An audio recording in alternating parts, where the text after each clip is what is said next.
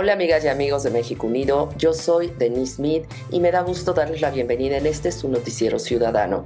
En un mes que han pasado cosas terribles para México, para nuestra democracia, la división de poderes y nuestras libertades, es necesario estar muy bien informados para saber qué está pasando en nuestro país y qué decisiones tenemos que tomar. Pues si les parece, comenzamos. Pues aunque se enoje Claudia Sheinbaum, pero Broso, con su estilo irreverente, incluso sarcástico, no miente. Este sexenio es la continuidad de la locura. Es el segundo piso de la destrucción que empezó en 2018 y que no terminará hasta que no quede patria que defender. El nuevo sexenio no trae nada nuevo. El segundo piso de la destrucción, donde Claudia ha sido la calca de AMLO. Efectivamente, no hay nada nuevo. Vientos de esperanza. Escuchemos a Broso. Muchos les dirán, muchos les van a decir que nuevos vientos de esperanza han llegado al Palacio Nacional y al país con el arribo de la primera presidenta mexicana. Les dirán que con ella ha llegado un rumbo luminoso, un mando confiable, la certeza de la paz y la seguridad, la ratificación de la vida democrática, el sueño de la justicia, de la igualdad, de la mano firme pero siempre justa, de la razón y el conocimiento, el augurio de un México mejor para todos. Eso les van a decir muchos, pero casi siempre la propaganda se usa para distraer al respetable y tapar el cochinero que se pudre debajo de la alfombra. La verdura dura, mis chamacos, la verdura dura es que el nuevo sexenio pues no trae nada nuevo, ¿no? Así nos lo anunciaron, eso sí, así nos lo anunciaron desde el principio. Es la continuidad de la locura. Es el auténtico segundo piso de la destrucción que arrancó en 2018 y que no terminará hasta que no quede patria que defender. Claudia sigue usando las mismas frases ya muy trilladas que le funcionaron al viejo, ¿no? Que si los conservadores, que si los adversarios, que si los oligarcas, que los buenos y los malos, que si el pueblo y los traidores, que si la voluntad del pueblo, que es el pueblo el que pone y quita, que el pueblo está feliz, feliz, feliz y que es el pueblo su único interlocutor. Me cae de madre que no tarda Claudia en decir que es la presidenta más atacada de la historia universal. En las formas, pues todo es igual, chamacos. La misma letanía, igualita la narrativa, ñenga, pues, ¿no? Para muchos hipnótica, pero para muchos otros nauseabunda. No hay para más. Esas son las formas. En el fondo es donde todo tira para peor, mis niños. Nomás asómense a la violencia. Vean Sinaloa, Guanajuato, Guerrero, Michoacán, Tijuana, Juárez, Colima, Morelos, Zacatecas, Tabasco, Chiapas.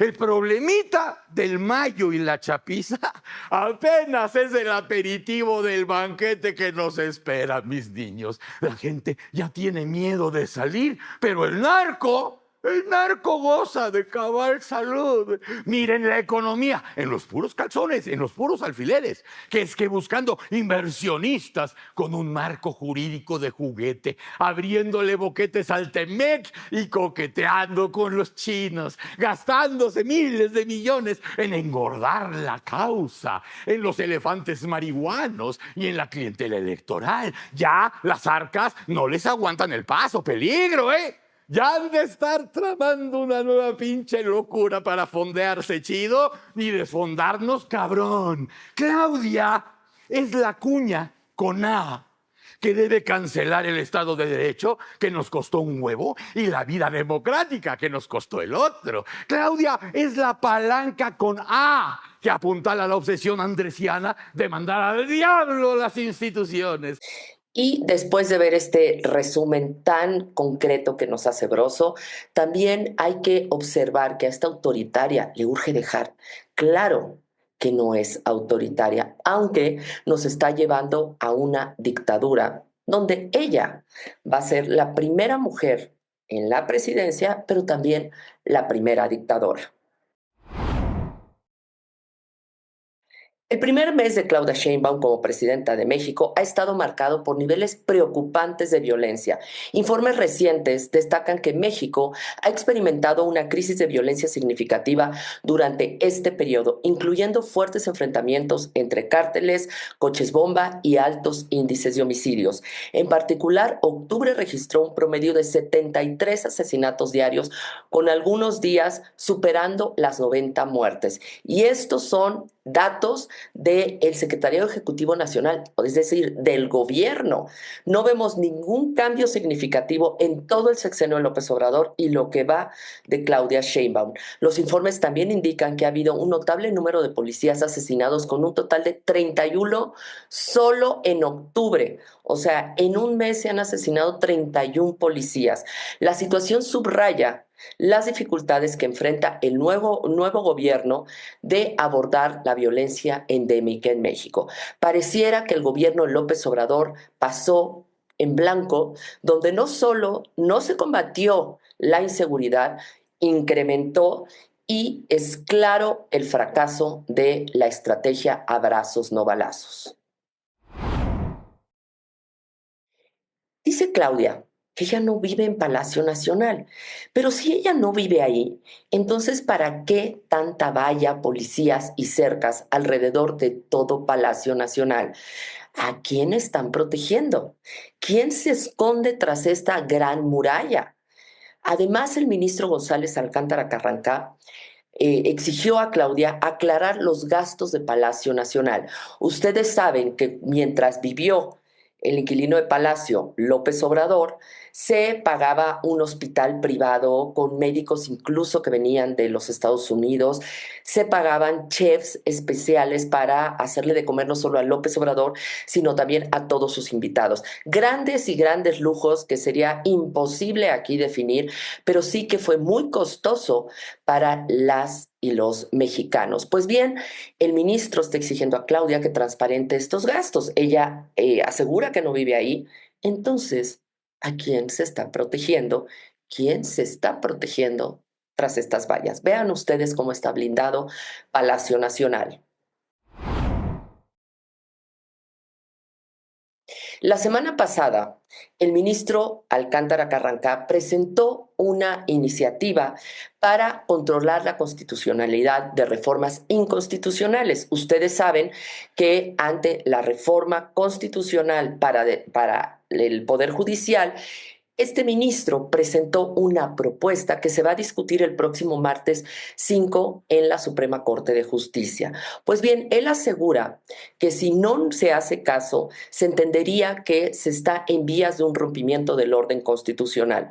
Así lo dijo el ministro Juan Luis González Alcántara Carrancá, y explicó que los alcances de su propuesta para invalidar parcialmente la reforma constitucional del Poder Judicial es para buscar justamente que no haya un rompimiento de la constitucionalidad en México. Escuchen ustedes al ministro en entrevista con López Dóriga.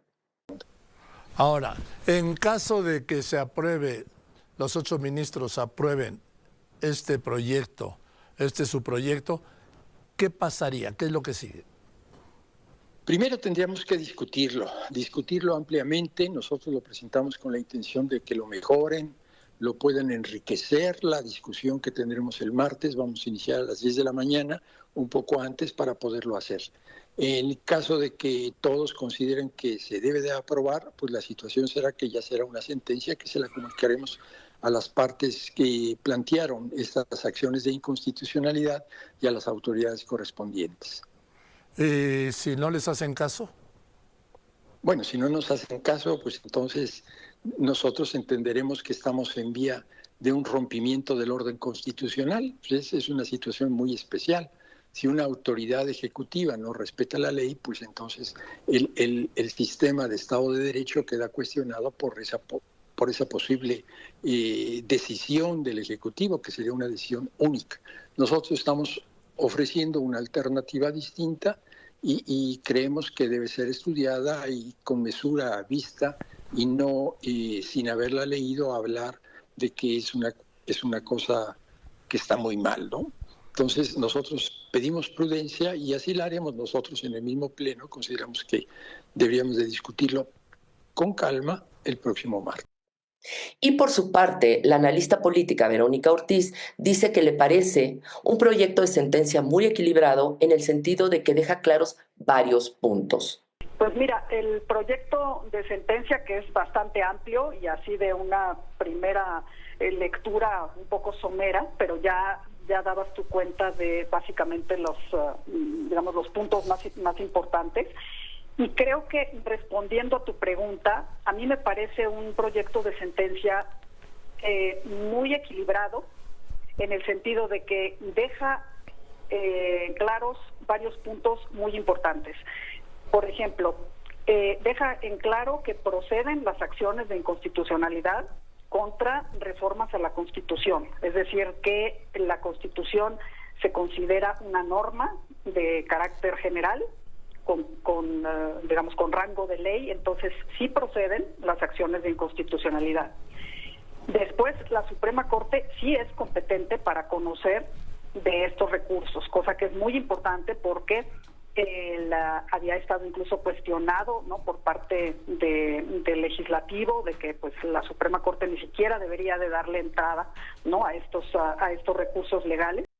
De la misma manera, los jueces en su contramañanera defienden el proyecto del ministro Juan Luis González Alcántara Carrancá sobre la reforma al Poder Judicial. Es una propuesta de solución. Aquí las palabras del magistrado Juan José Olvera.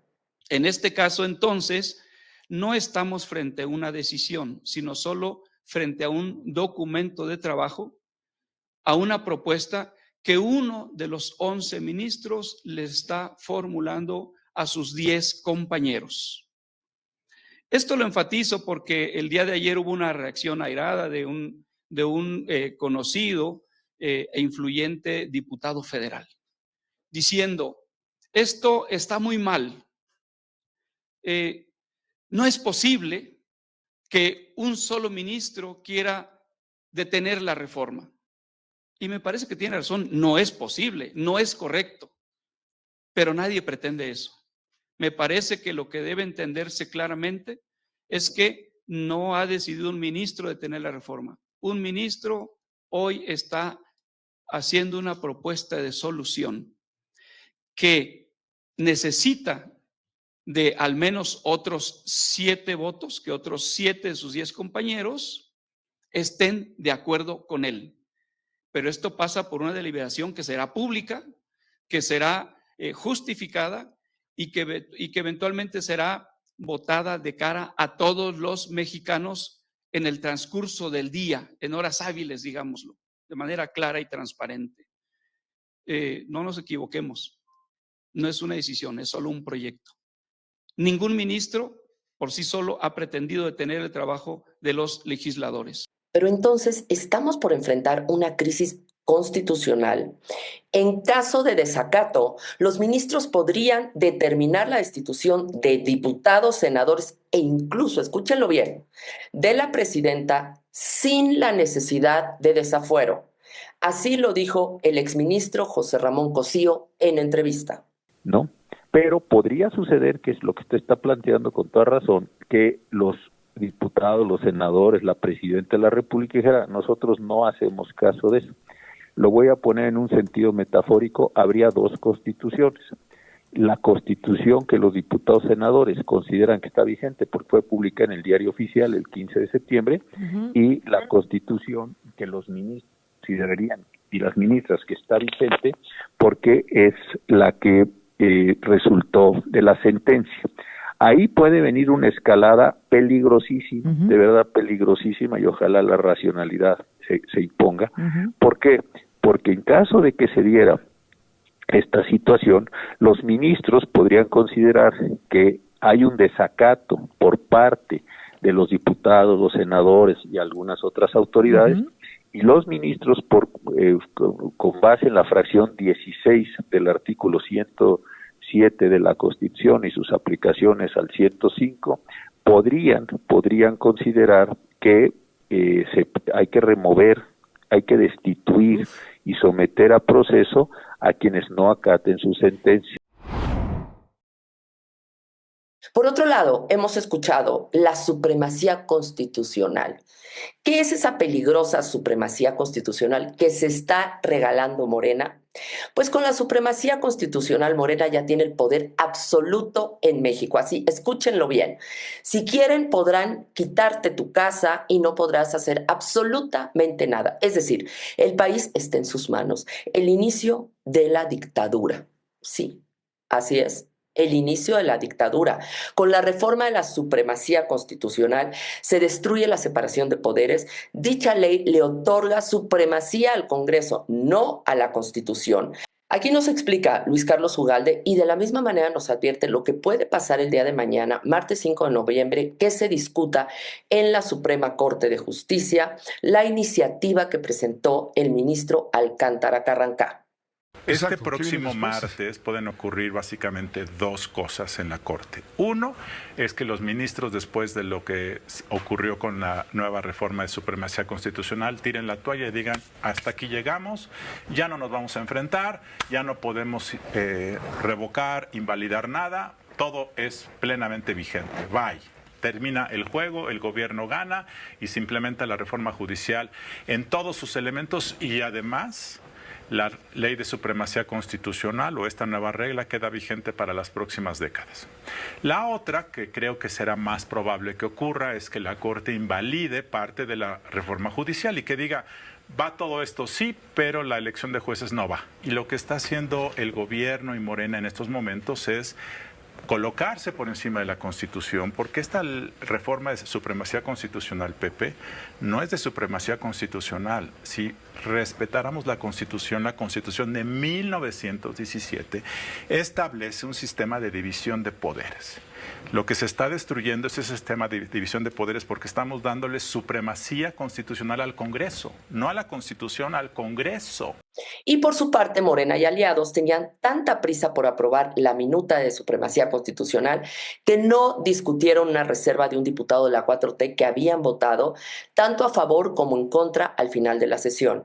Visiblemente molesto, Héctor Jaime Ramírez Barba, diputado del Partido Acción Nacional, pidió la palabra para la rectificación de hechos, pero se lo negó. Un abuso terrible de poder en donde Morena no está permitiendo ni siquiera, ya no solo pasa la planadora de Morena para evitar cualquier discusión por parte de la oposición, cualquier debate como lo exige las dinámicas democráticas, sino ya de plano los ignoran.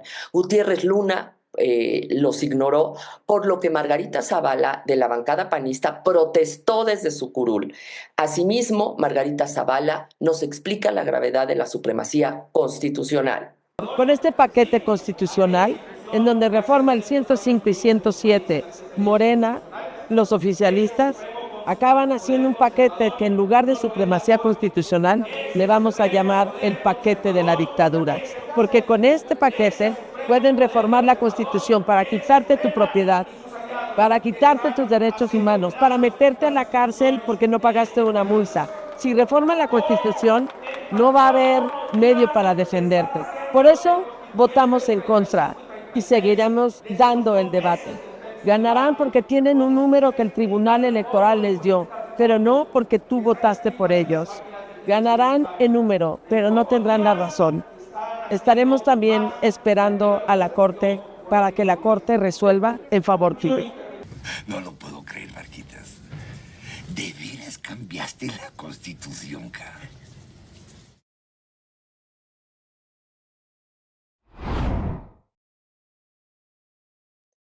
En el último día que tenían plazo, 8 de los 11 ministros de la Suprema Corte de Justicia de la Nación renunciaron a su cargo y declinaron participar en la elección de jueces, magistrados y ministros que se realizará el próximo año como parte de la reforma judicial en vigor desde septiembre pasado.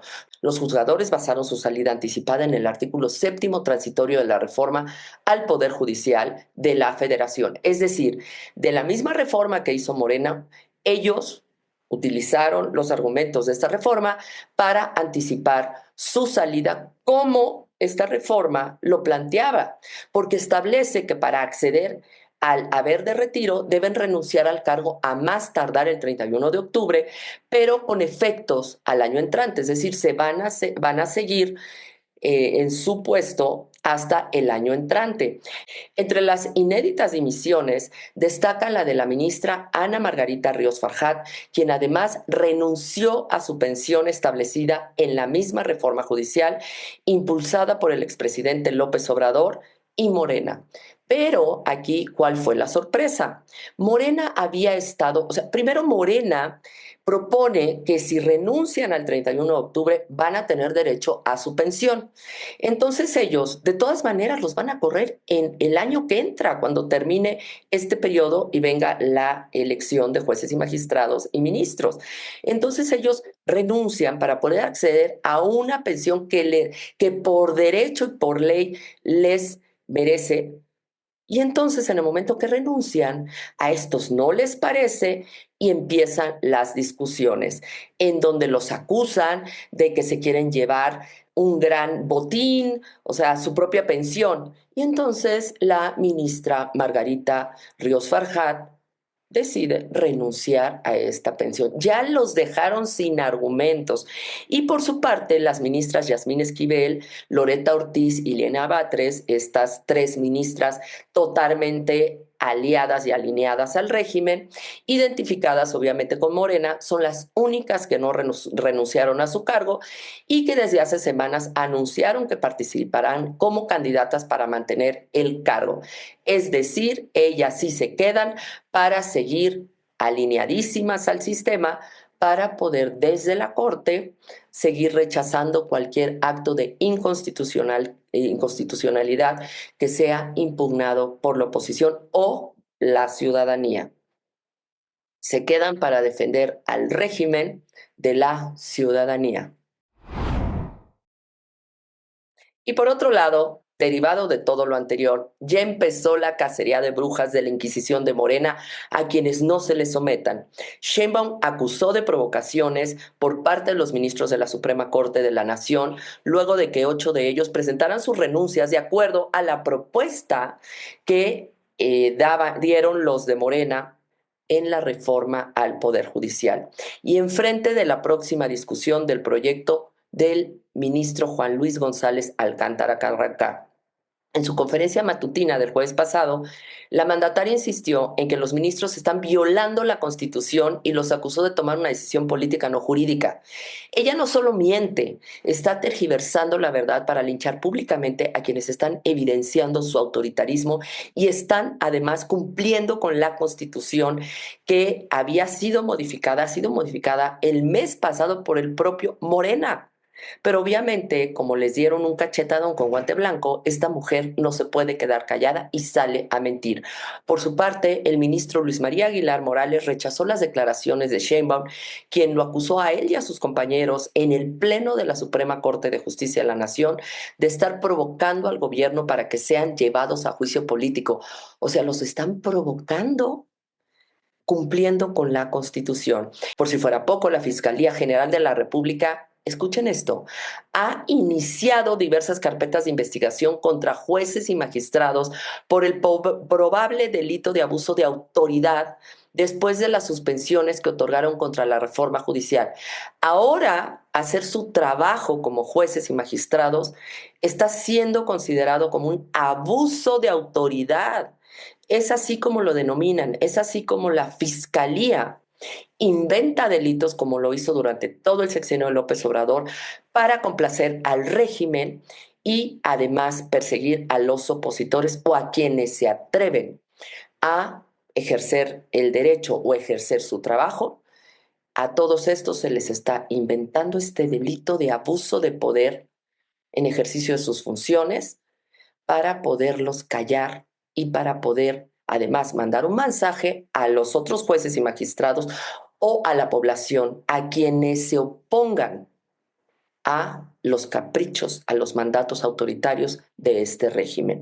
Estas carpetas de investigación se han abierto por las denuncias que han presentado el Poder Legislativo y el Ejecutivo, o sea, Morena y Sheinbaum, y fuentes judiciales que solicitaron anonimato por temor a represalias, refieren a El Universal que la Fiscalía solicitó a los impartidores de justicia copia de los expedientes sobre las suspensiones que otorgaron a través de correos electrónicos en donde les notificaron con la investigación a que están sujetos.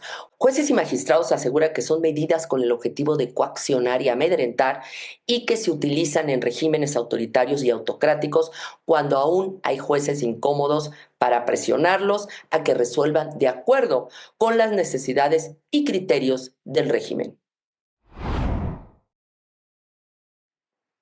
Y obviamente para seguir apoyando la dictadura de Díaz-Canel en Cuba, que tiene a la población esclavizada y secuestrada, pues Claudia Sheinbaum le envió cerca de 400,000 barriles de petróleo para apoyar ante la crisis energética que vive la isla. Claudia Sheinbaum adelantó que aunque haya críticas, se apoyará a la isla. Ella dice que por razones humanitarias, de humanitaria no tiene nada.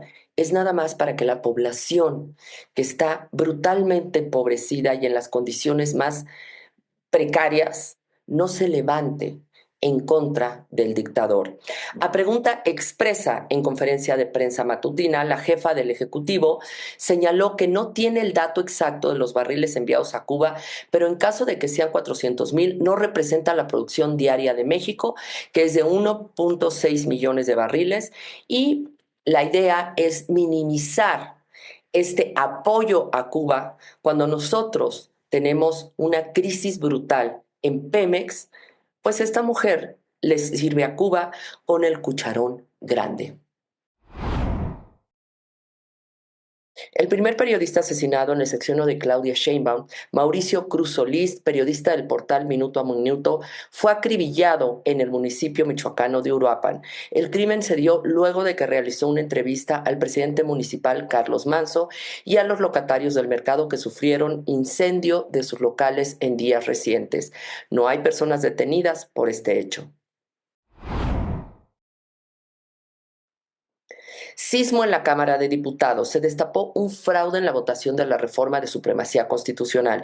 El diputado Pedro Aces reconoció que no estuvo en la votación, pero su voto, casualmente, sí apareció.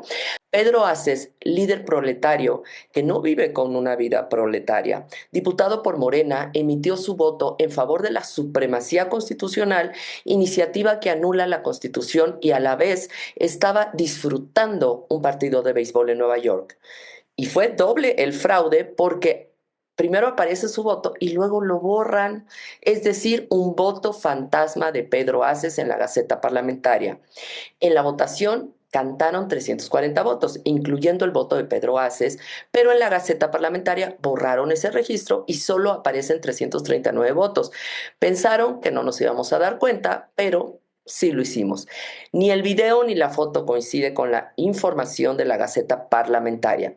Esta votación, tanto del video como de la fotografía, no coinciden, no solo no coinciden los nombres de los diputados ausentes en la Gaceta Parlamentaria publicada en la web de la Cámara de Diputados, porque también están las fotos. Escuchen ustedes a Claudio Ochoa en Latinos. También nos enteramos que el diputado morenista Pedro Aces no estuvo presente en la discusión y votación del martes, pero resulta que mágicamente su voto sí apareció en el tablero electrónico. La bancada del PAN acusó que Aces estaba en Nueva York en la Serie Mundial en el partido de los Dodgers contra los Yankees. Este jueves a Aces no le quedó de otra que admitir que efectivamente que no estuvo presente. Dijo que tenía la oportunidad de ir a Estados Unidos, que porque así es la vida y que él puede. Con ese cinismo y con ese cochinero de que alguien que no estaba votó. Después de todo este asunto, mágicamente modificaron la Gaceta Parlamentaria y ajustaron la votación donde el también líder sindical aparece en la lista de ausentes. Pero así, con una mano en la cintura, este cochinero de que alguien que no está presente va y vota. En Morena dicen, un voto no hacía la diferencia, porque tenemos de sobra.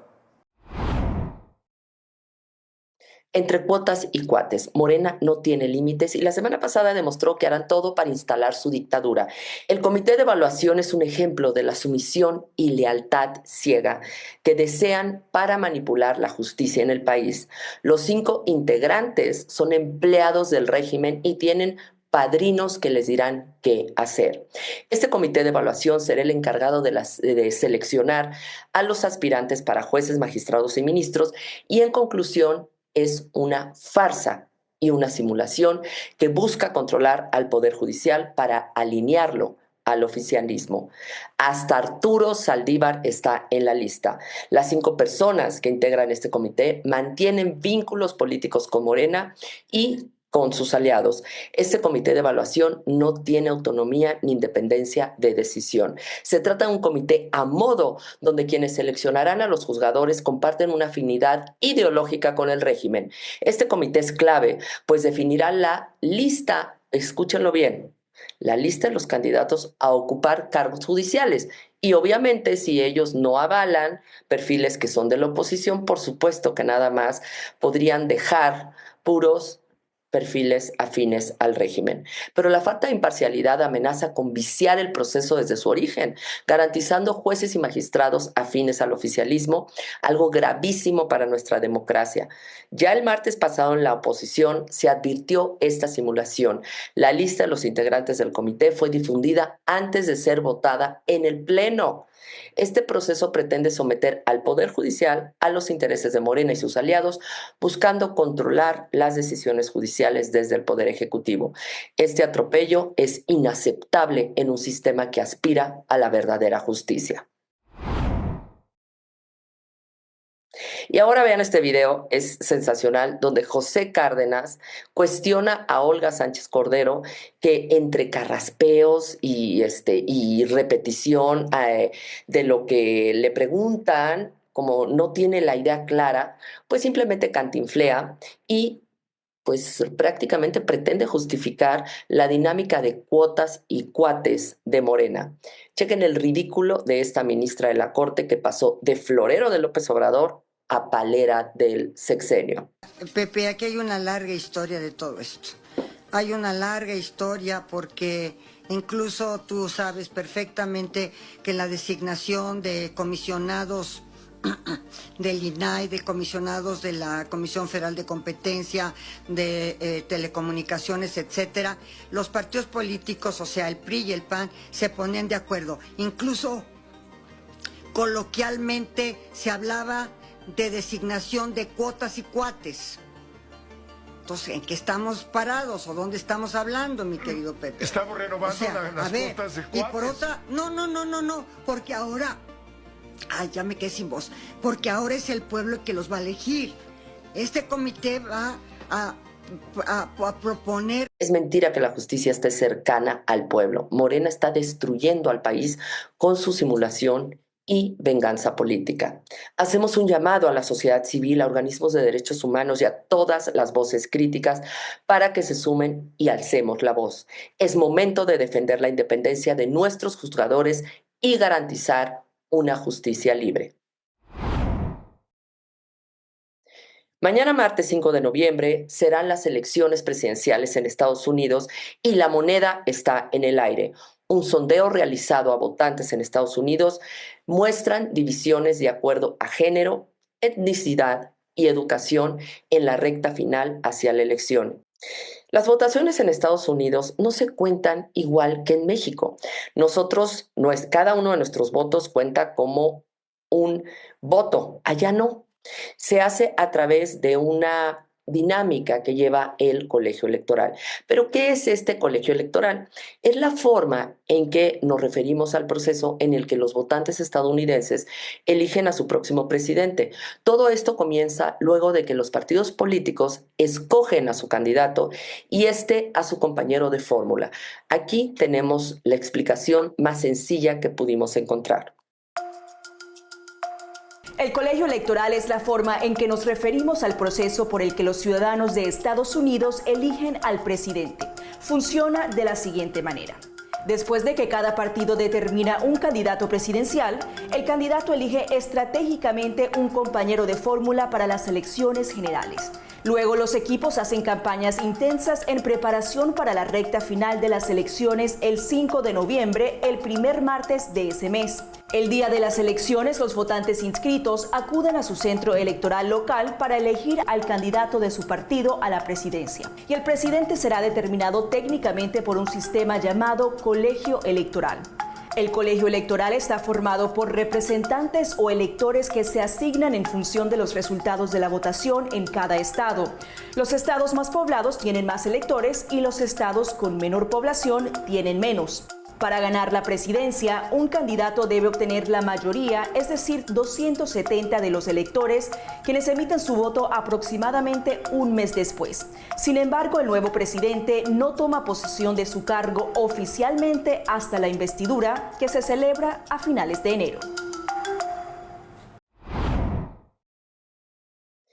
Y saliéndonos un poco de nuestro continente, la ultraderecha avanza en Europa y sacude a Francia. Las fuerzas de ultraderecha marcaron un notable ascenso en las elecciones de 2024, con especial fuerza en Países Bajos, Austria, Alemania y Francia, donde la lista de agrupación nacional barrió sus niveles y llevó a Macron a convocar elecciones anticipadas. Aquí un video de la Deutsche Welle. A medida que se van conociendo más resultados y proyecciones, podemos hacernos una idea más clara de la futura composición del Parlamento Europeo. Este ha sido el reparto de escaños entre los diferentes grupos parlamentarios de la Cámara los últimos 5 años. Se puede ver que el Partido Popular Europeo era el bloque más grande, es decir, el grupo que incluye a los partidos de centro-derecha, como los democristianos alemanes o el Partido Popular Español, por ejemplo.